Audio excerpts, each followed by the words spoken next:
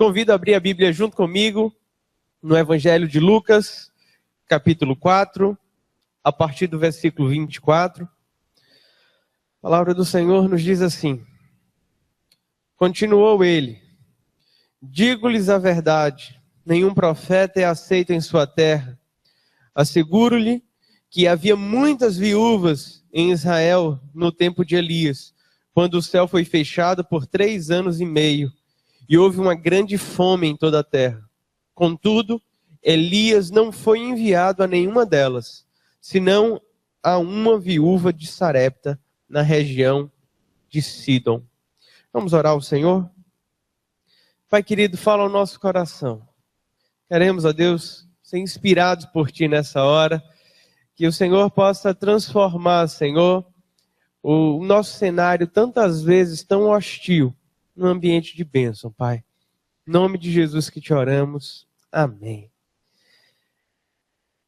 Caminhando por essa série, Famílias Sobreviventes, eu tenho sempre a percepção, quando leio esses textos, de tentar discernir o que é que essas famílias tinham de especial. O que havia de diferente nessa família, para que essa família pudesse ser agraciada por Deus, vindo a sobreviver ou desfrutar de um milagre, de um tempo de bênçãos na sua vida, mesmo num cenário tão difícil. As palavras que nós lemos nesse texto são palavras de Jesus.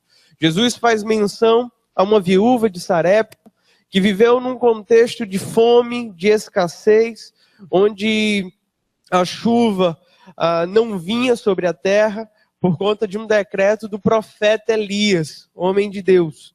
Esse texto se encontra em 1 Reis, no capítulo 17. Eu te convido a deixar a sua Bíblia aberta nesse texto, para que a gente possa ir citando alguns desses versículos.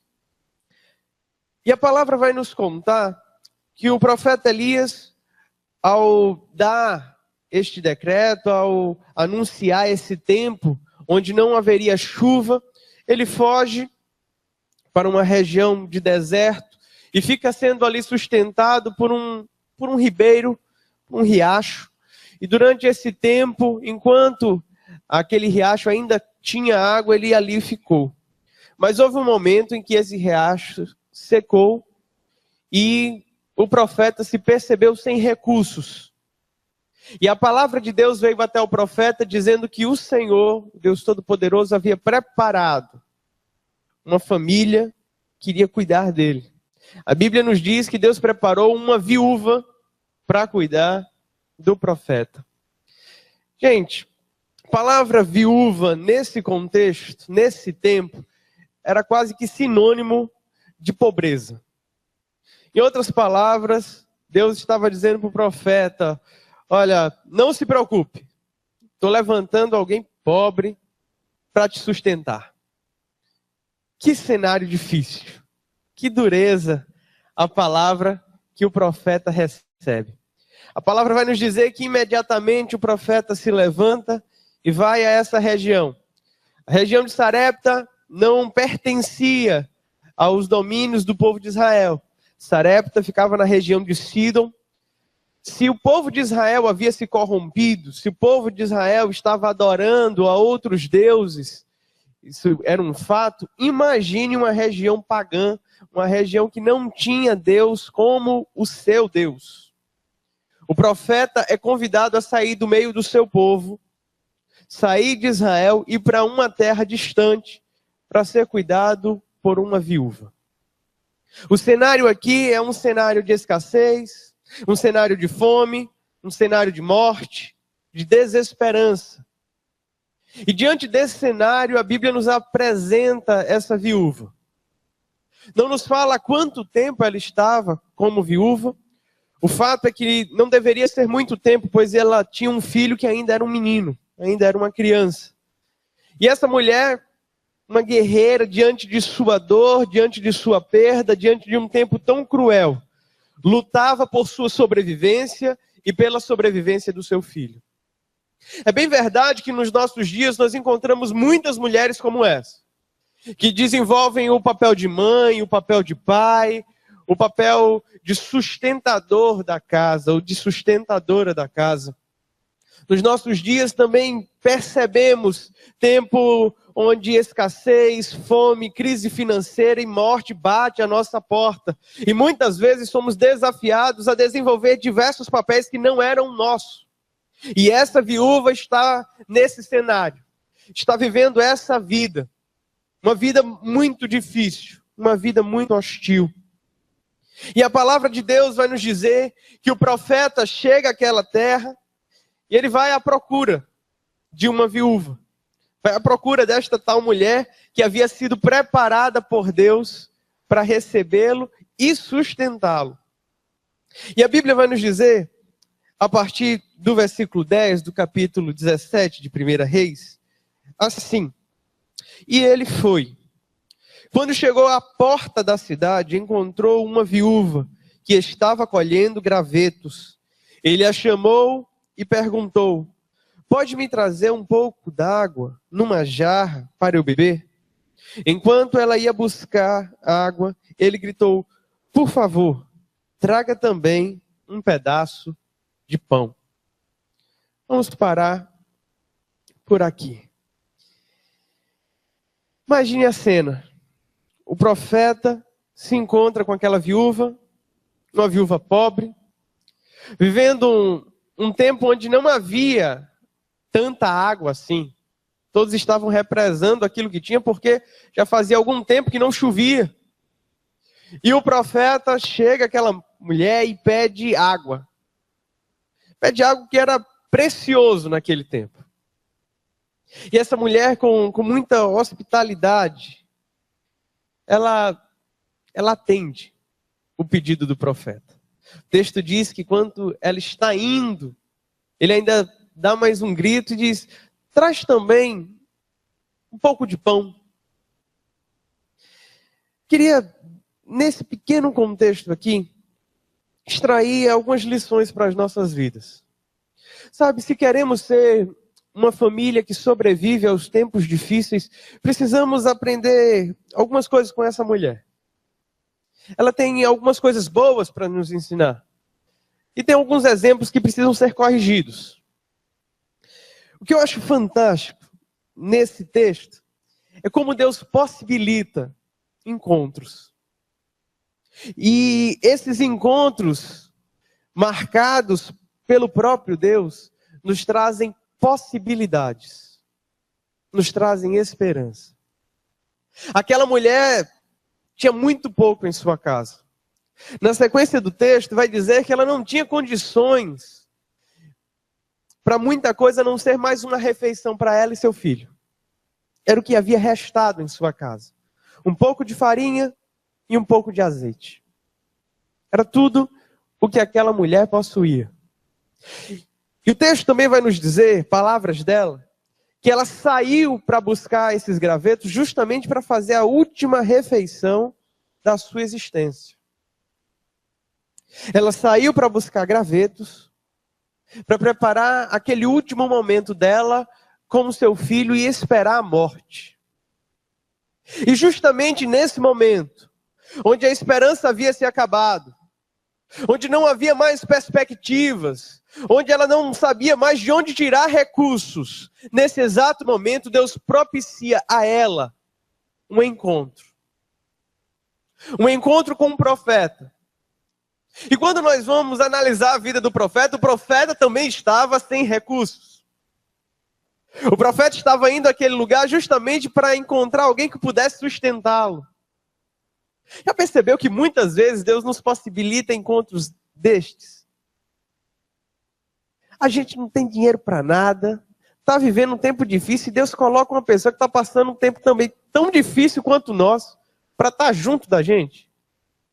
Não seria tão bom se Deus mandasse assim, alguém com muito dinheiro naquele momento, alguém que pudesse mudar mesmo de uma hora para outra aquela situação?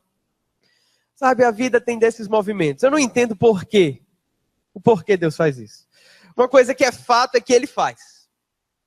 Mas esses encontros, mesmo pautados por um ambiente de escassez, por um ambiente onde ambos não têm muito para dar, esses encontros são marcados pelo próprio Deus. E se é marcado pelo próprio Deus, o próprio Deus age. Sabe, se eu e você queremos ser uma família que sobrevive, precisamos estar atentos a esses encontros. Sabe, muitas pessoas em tempos de escassez, em tempo de crise, se trancam em suas casas, fogem do convívio com outras pessoas, se isolam. Se eu e você queremos superar os dias difíceis, precisamos estar dispostos a encontros. Precisamos estar dispostos a sair para catar gravetos. Precisamos estar dispostos a ter relacionamentos novos, a abrir novas possibilidades, novos encontros, nos abrem novas portas, nos traz novas esperanças. Sabe, como é bom ter amigos. Como é bom poder contar com pessoas. E a sensação que eu tenho é que quanto mais pessoas a gente pode contar, mais esperança a gente tem, né? Mais portas abertas vão se abrindo. Mas a tentativa nossa, quando passamos por um tempo como esse, é justamente o caminho contrário. É tentar resolver com a força do nosso braço, é com o nosso planejamento, é com isolamento, é com tensão, com tristeza. Diante desse cenário, ela decidiu catar gravetos e a partir desse encontro, Deus começa a operar um milagre naquela casa. A segunda característica marcante dentro dessa mulher, além desse desejo de disponibilidade para novos encontros, é que era uma mulher extremamente hospitaleira, receptiva. Sabe, ao ler esse texto, eu imagino o tamanho da dor que existia em seu coração. Uma dor de luto, uma dor de impotência diante do seu filho. Sabe o que é uma mãe perceber que não tem mais alimento para o seu filho? Que não tem mais condições de sustentá-lo? Que não tem condições mais de dar conta da sua própria vida? Eu imagino como amargurado estava o coração dessa mulher. Mas mesmo diante de tudo isso, ela soube ser hospitaleira. Ela soube acolher aquele homem em sua casa.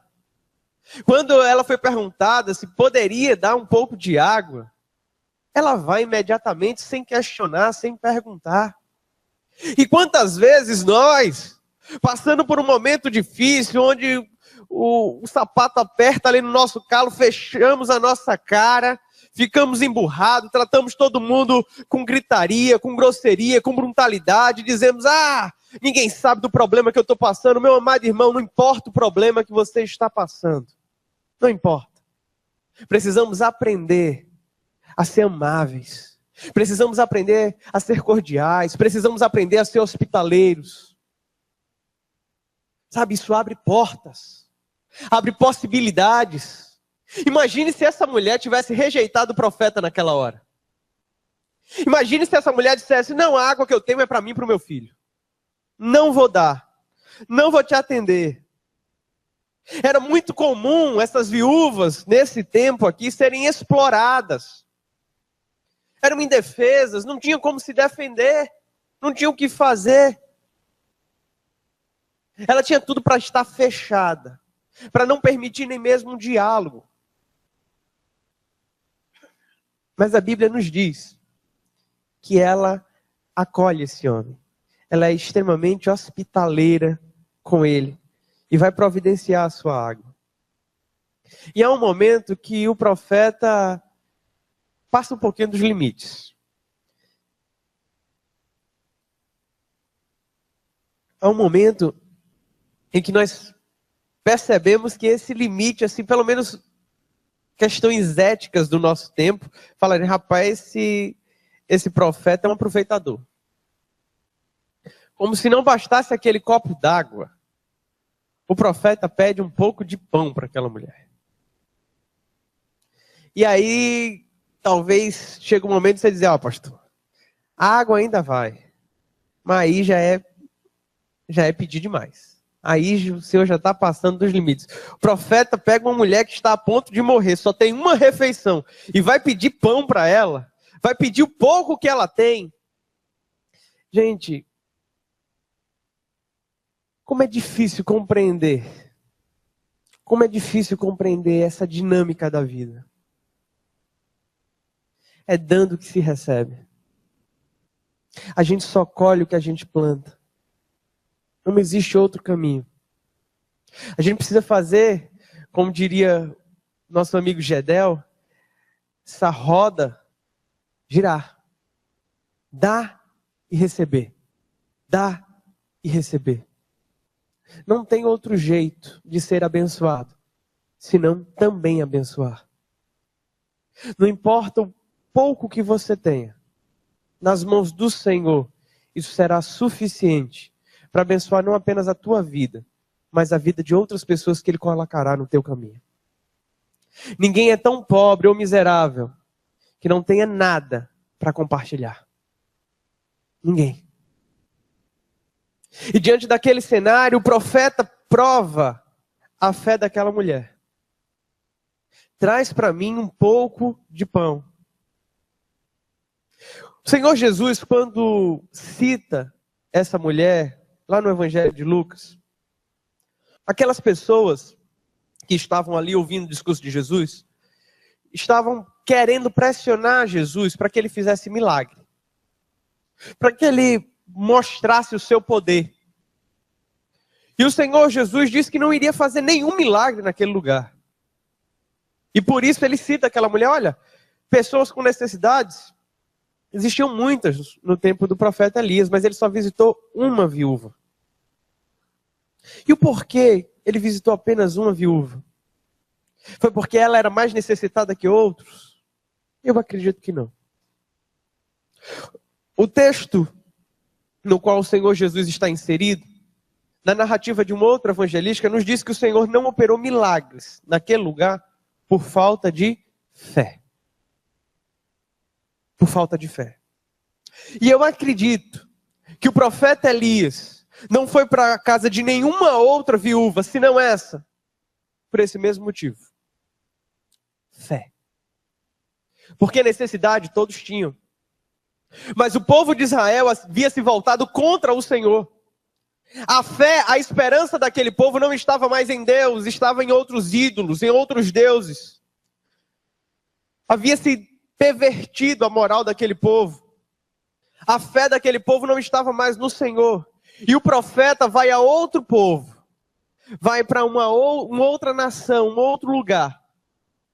Para fazer que naquele lugar brotar uma nova fé, uma nova esperança. E essa mulher que não temia ao Senhor, nem conhecia, é desafiada agora pelo profeta a agir com fé. O texto nos diz que ela fala, meu Senhor, eu não tenho nada, senão essa última porção de refeição para mim e para o meu filho. Eu vou fazer e esperar a morte. E o profeta diz o seguinte, a partir do versículo 13. Faça comigo essa leitura. Elias, porém, lhe disse, não tenha medo, vá para casa e faça o que disse. Mas primeiro, faça um pequeno bolo com o que você tem e traga para mim. E depois faça algo para você e para o seu filho. Pois assim diz o Senhor, o Deus de Israel, a farinha na vasilha não se acabará, e o azeite na botija não secará, até o dia que o Senhor fizer chover sobre a terra. Prepare primeiro um bolo pequeno para mim. Depois faça como você disse. Gente, já percebeu como nós trocamos as ordens das coisas? Diante de um tempo difícil, o que nós normalmente fazemos primeiro, o que nós priorizamos é a nossa vontade. É o que queremos. O tempo já está difícil, eu vou estar fazendo a vontade dos outros. Eu vou estar fazendo a vontade de um profeta, eu vou estar fazendo a vontade de Deus. Já percebeu quantas vezes num cenário de escassez, de crise, nós deixamos a prioridade que é o Senhor e passamos a tratar a nossa crise, a nossa escassez como uma primordial, como algo extremamente importante em nossa vida? Meu querido irmão, nada pode substituir a ordem hierárquica de Deus na tua vida. Ele está acima de todas as coisas. A Ele pertence as primícias. A Ele pertence o primeiro lugar na nossa existência. Primeiro, vem ele. Depois, em nós. Isso é difícil se compreender nos nossos dias. Falar algo como isso que eu tenho comunicado aqui, de repente pode chocar o teu coração. Como é que eu vou colocar primeiro esse discurso e não vou colocar o meu filho, pastor? Não vou colocar a minha vida, pastor? Querido, buscai em primeiro lugar o reino de Deus. Todas essas coisas vos serão acrescentadas. Buscando a justiça de Deus e o reino dele, todas essas coisas vos serão acrescentadas. Quando nós tratamos Deus como prioridade, Ele cuida de nós. E se queremos sobreviver a tempos difíceis, precisamos entender isso. Precisamos ter essa fé. Precisamos colocar Ele em primeiro lugar. Fechando esse bloco, o texto vai nos dizer, a partir do versículo 15, que essa mulher obedeceu.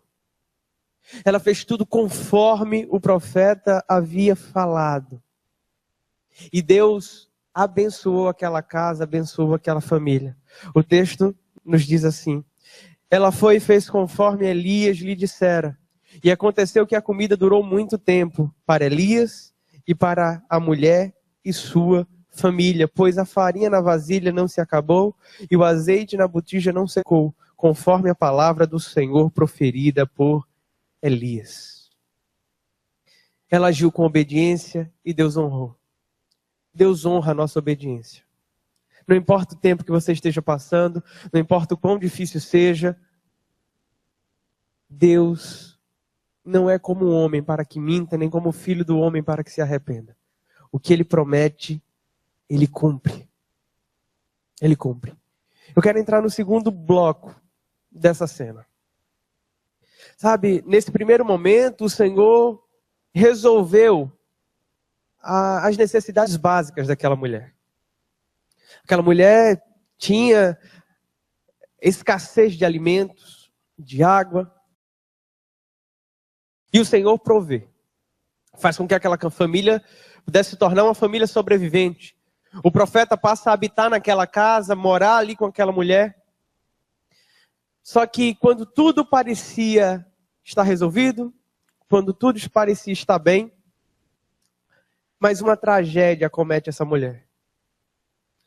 Percebeu quantas vezes na nossa vida uma sucessão de coisas ruins vão acontecendo? É uma queda atrás da outra, é um baque atrás do outro, é cada notícia que nos pegam de surpresa.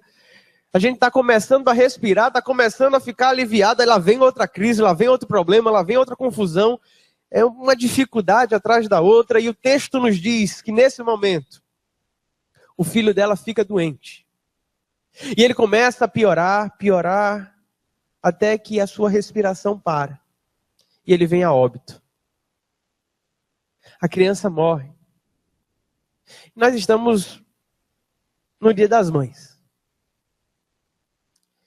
E o que é para uma mãe perder um filho? Não é a ordem natural das coisas. É uma dor quase que irreparável. Se não for o Senhor para consolar e confortar um coração como esse, uma mulher carregada de dores, de amargura, já passava um luto por não ter um companheiro, por ter perdido o seu marido. Agora essa mulher se percebe sem seu único filho. Que dor existia no coração dessa mãe. Que desespero. Essa família agora chegava a um fim, a história dessa família acabava aqui. Quem é que carregaria o nome dessa família? Se aquela única criança, aquele filho único dessa mulher havia falecido, quem é que levaria essa existência? E essa mulher guerreira do jeito que era, destemida, ela pega o seu filho e vai até a presença do profeta. E esse diálogo agora é muito precioso, eu gostaria de ler com os irmãos. A palavra de Deus vai nos dizer, a partir do versículo 17. Algum tempo depois, o filho da mulher, dona da casa, ficou doente. Foi piorando e finalmente parou de respirar. E a mulher reclamou a Elias: que foi que eu te fiz, ó homem de Deus, vieste para me lembrar do meu pecado e matar meu filho? Olha a crise que essa mulher está passando. Teoricamente, o profeta estava ali para abençoar ela. Teoricamente, ela estava vivendo um tempo muito bom. Mas depois que a morte bateu à sua porta, tudo o que havia acontecido de milagre ou de bom havia sido esquecido. A crise dela, a dor dela se volta completamente para o seu filho, e isso é algo extremamente natural. Existem alguns estágios do luto. Nesse momento nós observamos esses 3 primeiros que normalmente acontecem de forma simultâneas. Há um processo de negação, de não querer entender a perda desse menino. Ela é tomada por raiva, por um ímpeto para resolver esse problema, e entra no terceiro estágio, que é aquele estágio de negociar o luto. O que é que eu posso fazer para resolver esse problema? E ela leva essa criança até o profeta. Ela chega com seu coração amargurado até o profeta e diz: o que é que eu te fiz? Ela começa a encontrar em quem é que está o problema. A culpa é de quem? Eu preciso resolver isso aqui. Como se para a morte, naquele contexto, ela tivesse o que fazer. E diante desse cenário, a gente começa a compreender algumas distorções que tinha na mente dessa mulher com relação à vida e com relação ao próprio Deus. A primeira percepção errada que essa mulher tinha, ela não era uma serva de Deus. Então, a compreensão dela é que a presença do profeta ali estaria atraindo o olhar de Deus para a vida dela. E ela se considerava alguém pecadora. E agora, nesse cenário, como agir? Você veio para fazer com que Deus se lembrasse do meu problema, do meu pecado. Como se Deus não estivesse em todos os lugares. Deus está em todo lugar, não tem para onde a gente fugir, meu amado irmão. Essa era a primeira percepção errada. O segundo movimento errado que nós percebemos aqui é o quanto essa mulher era amargurada por conta de um pecado. Eu não sei qual era o pecado, mas ela carregava uma angústia, carregava um tormento dentro de si por conta de um pecado que havia cometido, e eu não sei qual era. Mas sua alma estava amargurada e agora ela começa a atribuir culpa para si mesma. Ela diz: a culpa é minha? O que é que eu te fiz? Você está lembrando do meu pecado? Quantas vezes esse sentimento de culpa se apodera do nosso ser e nos paralisa diante de alguns cenários. Mas mesmo diante de tanta dor, de não compreender o que é que Deus estava fazendo, de se sentir atormentada por seu pecado, se sentir esmagada por suas culpas, ela coloca Deus à prova e coloca o profeta à prova. Na sua fala ela diz: o que eu te fiz? Está aqui a criança. O que é que eu te fiz? Nesse momento o profeta pede a ela aquela criança. Coloca em seus braços. E a palavra de Deus nos diz que ele sobe para o seu quarto. Coloca aquela criança deitada sobre a cama. Deita-se sobre essa criança por 3 vezes e ora a Deus. E nessa sua oração ele clama, pedindo algo que nunca tinha sido narrado nas Sagradas Escrituras até então. Ele pede para que aquela criança voltasse a viver. Ele pede para que aquela criança ressuscitasse. O texto nos diz assim, a partir do versículo 19: dê-me o seu filho, respondeu Elias. Ele apanhou dos braços dela, levou-o para o quarto de cima onde estava hospedado e pôs na cama. Então clamou ao Senhor: o Senhor meu Deus, ó Senhor meu Deus, trouxeste também desgraça sobre esta viúva, com quem estou hospedado, fazendo morrer seu filho. Então ele deitou sobre o menino 3 vezes e clamou ao Senhor: ó Senhor meu Deus, faz voltar a vida a este menino. O Senhor ouviu o clamor de Elias, e a vida voltou ao menino, e ele viveu. Quero parar por aqui. Meus amados irmãos, com o Senhor Jesus, eu aprendo que não existe nenhum problema que não possa ser resolvido. Não existe nenhuma dor e nenhuma perda que não possa ser suprida. Mas existem alguns movimentos que eu e você precisamos aprender. Essa mulher, mesmo diante desse caos, ela tinha tudo para ficar agarrada com o seu filho ali chorando e não deixar o profeta nem tocar nele. Ela tinha tudo para expulsar o profeta de sua casa e acabar aquela história ali e chorar, aproveitar o seu momento de dor e pranto. Mas aquela mulher deposita o seu filho nas mãos do profeta. Mais do que isso, deposita o seu filho nas mãos do Senhor.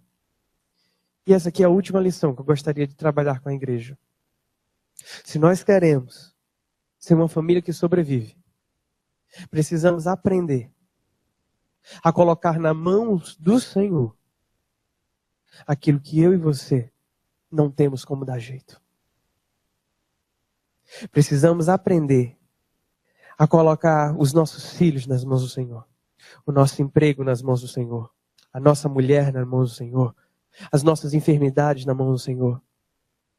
Porque por mais difícil que seja o cenário, por mais escasso que sejam os recursos, se nós colocarmos nas mãos dele, ele é poderoso para mudar a nossa história. A partir desse momento, o profeta entrega aquela criança à sua mãe. E a palavra proferida por essa mulher é a seguinte no versículo 24. Agora eu sei que tu és homem de Deus e que a palavra do Senhor vinda da tua boca é verdade. Nosso sonho é ser família que sobrevive. O nosso sonho é passar por momentos difíceis, mas vivendo bem. Vivendo uma vida plena. E é isso que o Senhor tem prometido para mim e para você. A equipe de louvor vai começar a tocar. E diante desse cenário que nós observamos aqui, é possível que você esteja vivendo um tempo parecido. Um tempo de dor, de amargura, de tormento. É possível que o teu pecado esteja te amargurando, te atormentando. É possível que a sensação de culpas por algo que aconteceu no passado prejudiquem a tua forma de enxergar Deus hoje. É possível que a escassez de recursos, a crise financeira tenha batido na tua porta. Mas eu queria te convidar nesse momento a fazer um movimento de entrega ao Senhor. Coloca a tua dor diante do Senhor e diz: Deus, eu estou disposto a obedecer. E aguarde o que Deus vai fazer por você. Porque o nosso Deus é um Deus de promessa, é um Deus de aliança, é um Deus que não mente, é um Deus que não falha, é um Deus que supre, é um Deus que muda a nossa história. Pai querido, aqui está o teu povo. Eu não sei a dor que cada um carrega, eu não sei a crise que cada um passa ou vai passar. Mas com base na tua palavra, Deus, eu creio, Pai, que não há dor, não há angústia, não há escassez, não há morte, ou qualquer outra coisa, Deus, que possa nos separar de Ti. As Tuas mãos poderosas, Senhor, quando agem, não há quem o possa impedir. Então, nesse momento, olha para os Teus servos e servas que aqui estão. Servos que estão fazendo prova com o Senhor. Estão disponíveis diante do Teu reino para abençoar, para serem acolhedores. Que mesmo diante de um cenário tão difícil, demonstram fé e obediência a Ti, Pai. Nesse momento, a semelhança dessa mulher, nós depositamos, ó Deus, o nosso problema, a nossa crise, o nosso conflito em Tuas mãos. Porque cremos, ó Deus, que o Senhor é poderoso para mudar a nossa história. Assim nós te oramos, Pai. No nome santo de Jesus, meu Deus. Amém.